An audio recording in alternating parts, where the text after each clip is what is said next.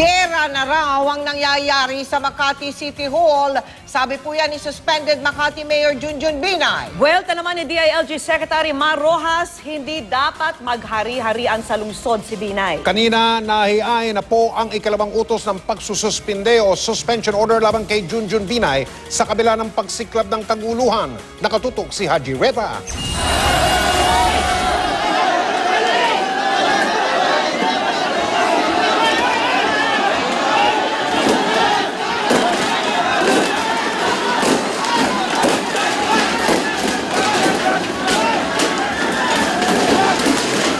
Mga nagliparang mga silya mula sa hanay ng mga taga-suporta ng mga Binay ang sumalubong sa mga taga-DILG.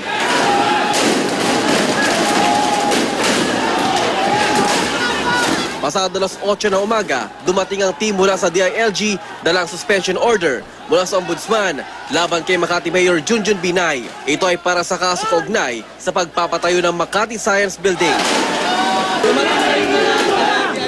Parang ipaskil yung suspension order para kay Makati Mayor Junjun Binay.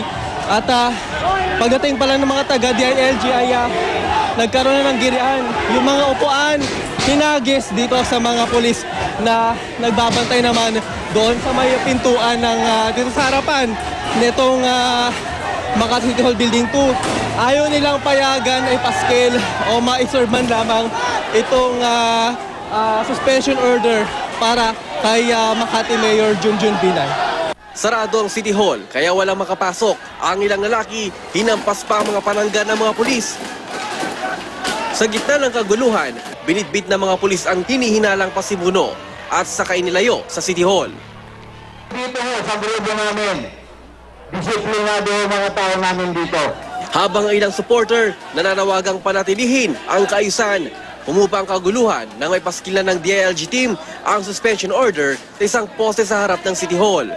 Sinasabing may mga pulis at sibilyan na nasaktan sa kaguluhan kanina umaga pero wala namang nasaktan sa DILG team. Haji Rieta, nakatutok, 24 oras.